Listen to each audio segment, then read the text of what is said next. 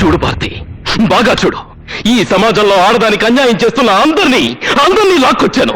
ఆకురవుడి నుంచి అధికారుల వరకు అందరినీ మున్సిపాలిటీ వాళ్ళు కుక్కల్ని పట్టుకుని లాక్కొచ్చాను. చూడు భారతి, బాగా చూడు. చూడు భారతి. గాంధీ, ఇది చాలా అన్యాయం. నీ భార్య చనిపోవడానికి కారణం వాళ్ళ 5. నీకు మేమేం చేసామని మమ్మల్ని ఇక్కడ తీసుకొచ్చావు? చూసావా భారతి, చూసావా? వీడెంత పిచ్చి ప్రశ్న వేశాడో. వాడేం చేయలేదంట. కొత్త అమాయకుడు. ఎంత అమాయకుడు అంటే వాడి దగ్గరికి ఒంట్లో బాగలేదని వచ్చే ఆడ పేషెంట్లకి మత్తు మందిచ్చి అనుభవించేంత అమాయకుడు. పాపం, ఈ డాక్టర్లు కూడా అమాయకులే. 4 ఏళ్ల పిల్లని రేప్ చేసినా వీళ్ళకి తప్పు అనిపించదు, జాలనిపించదు. పైగా రేప్ చేసిన వాళ్ళకి మగతనం లేదని దొంగ సర్టిఫికెట్లు ఇస్తారు, డబ్బులు తీసుకుని. చూడు భారతి, చూడు. వీళ్ళందరూ పేరు మోసిన న్యాయవాదులు. ఇప్పటికే వీడు 68 వరకట్నపు చావుల్ని బాధించాడు. ప్రతి కేసులోనూ భార్య గ్యాస్ లీక్ అయి చచ్చిపోయిందని, స్టవ్ పేలి కాలిపోయిందని ప్రూవ్ చేశాడే తప్ప భర్తలు కాల్చి చంపారని ఎప్పుడూ ప్రూవ్ చేయలేదు. అంత గొప్ప లాయరు వీడు. 25 రేప్ కేసులు బాధించాడు. రేప్ చేసిన ఎవరికి శిక్ష పడకుండా చేశాడు. అన్యాయం అంటూ ఏడ్చిన ఆడబడని గుచ్చి ప్రశ్నలేసి మరింత రేప్ చేశాడు. వీళ్ళు మహా గొప్ప లాయర్లు. రక్షించాల్సిన వాళ్ళని శిక్షిస్తారు, శిక్షించాల్సిన వాళ్ళని రక్షిస్తారు. కోర్టులో న్యాయదేవత మట్టి బొమ్మ అయిపోయింది కాబట్టి వదిలేశారు. లేకపోతే ఆమె కంటి మీద గుడ్డని కూడా మిగిల్చేవాళ్ళు కారు. అంత గొప్ప లాయర్లు.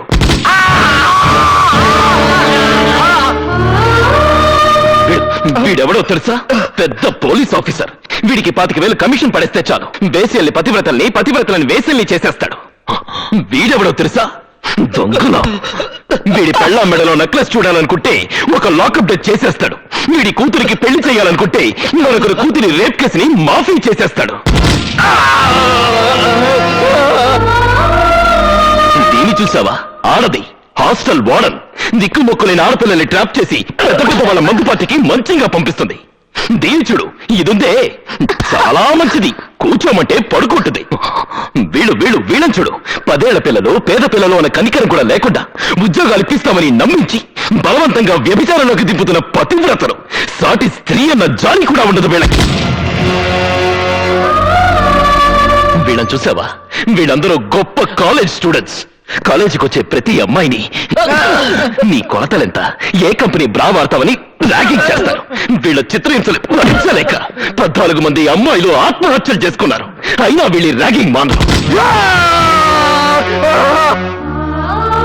వీళ్ళున్నారే, కట్నం కోసం పెళ్లాల రక్తాలు తాగే పిశాచాలు. పెళ్లాన్ని పెట్రోల్ పోసి తగలబెడితే డబ్బు ఎక్కువ అవుతుందని కిరోసిన్ పోసి కాల్చి చంపే పిసినాలి మొగుళ్ళు. వీడున్నాడే, చాలా చిన్నపిల్లాడు. 24 ఏళ్లు. 2 నెలలకోసారి ఊరు మారుస్తాడు. ఊరితో పాటు పేరు మారుస్తాడు. పేరుతో పాటు పెళ్ళాన్ని కూడా మారుస్తాడు. ఇప్పటి వరకు 5 పెళ్ళాన్ని హతమార్చాడు. వీళ్ళంతా బ్యూరోక్రాట్స్. ఉద్యోగం కోసం ఆడపిల్ల అప్లికేషన్ పెడితే చాలు చొంగ కార్ చేసుకుంటారు. భారతి, వీళ్ళందరూ లంచంగా ఆడవాళ్ళ దగ్గర డబ్బులు తీసుకోరు. మంచం మీదకి వస్తే సరిపోతుందంటారు. పడుకుంటే పడుకోకపోతే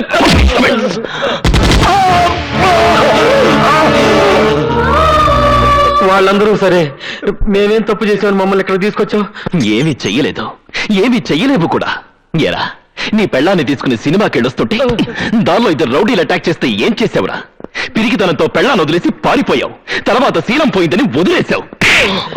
ఎరా, నీ కూతుర్నెవరో రేప్ చేస్తే వెళ్ళి రిపోర్ట్ చేయడానికి కూడా నీకు దమ్ము లేదురా? దాని నోరు మూసేసి ఇంట్లో పెట్టుకుంటావా? నువ్వేంట్రా, నీ చెల్లెల్ని ఎవడో కాలేజీలో అల్లరి చేస్తున్నాడని ఆ అమ్మాయి ఏడుస్తూ వచ్చి చెప్తే వెళ్ళి 4 పీకులు పీక ఆ అమ్మాయిని కాలేజ్ మాన్పిస్తావా? అందుకేనా నీ అక్కయ్యలకి, చెల్లెళ్ళకి అన్యాయాలు జరుగుతున్నా నోరు విప్పలేని ఇలాంటి నపుంసకులు కూడా ఈ సమాజంలో ఉండడానికి వీల్లేదురా. చూడు భారతి, చూడు. వీళ్ళందరూ పాలిచ్చి పెంచిన ఆడదాన్ని పాలిస్తూ అవకాశం దొరికిన ప్రతి ఆడదాన్ని వశం చేసుకుని శవాన్ని చేస్తున్నారు. అందుకే వీళ్ళందరూ నీ కళ్ళ ముందే శవాలైపోతారు. ఏందా ఇది? మా అందరు పురాణాలు చదువుతున్నావు. నువ్వెవరో పెద్ద నీతిమంతుడువా? మాలాగే నీచంగా దౌర్జన్యంగా నువ్వు బతకలేదా? డబ్బు కోసం మాలాగా నువ్వు మాత్రం కక్కుతు పడలేదా? మాకెంత చరిత్ర ఉందో నీకు అంతే చరిత్ర ఉంది. అందుకే మీతో పాటు నేను చేస్తాను. నిన్నటిదాకా మానవత్వం లేకుండా బ్రతికాను. ఇవాళ మానవ బాంబున మిమ్మల్ని చంపి నేను చేస్తాను. చూడండి.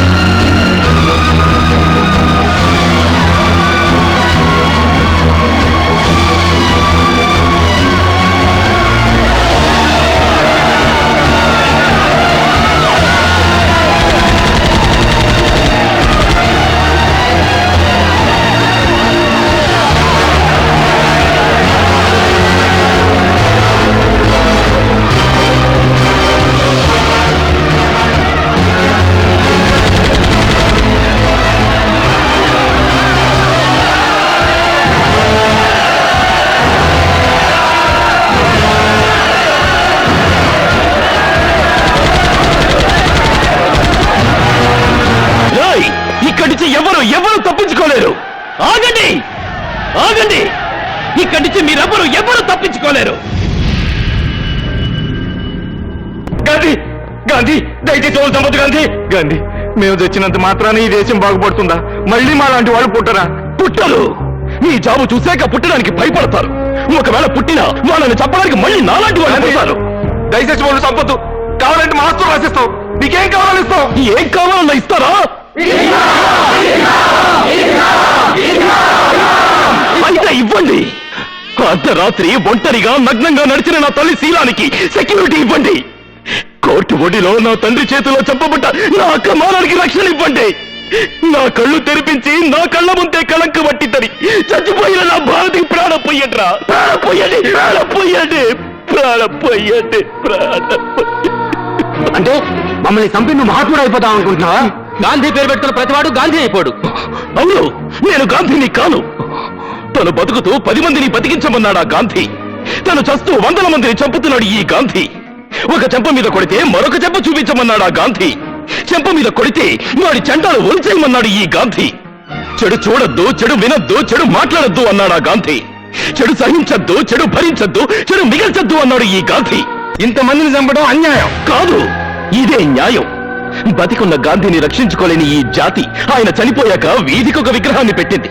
చివరికి దాన్ని కూడా రక్షించుకోలేక విగ్రహానికో ఇద్దరు పోలీసుల్ని ప్రొటెక్షన్ గా పెట్టాల్సిన కర్మ పట్టింది. అందుకే ఇప్పుడున్న ఈ దేశానికి అలాంటి మహాత్ముడు కాదు కావాల్సింది, అలాంటి పాపాత్ముడు. మన దేశానికి కావాల్సింది స్వాతంత్రం కాదురా, భయం. పైనెక్కడో కైలాసంలో త్రిశూలం పట్టుకుని శివుడు కూర్చున్నాడు అంటే మీరు భయపడరు.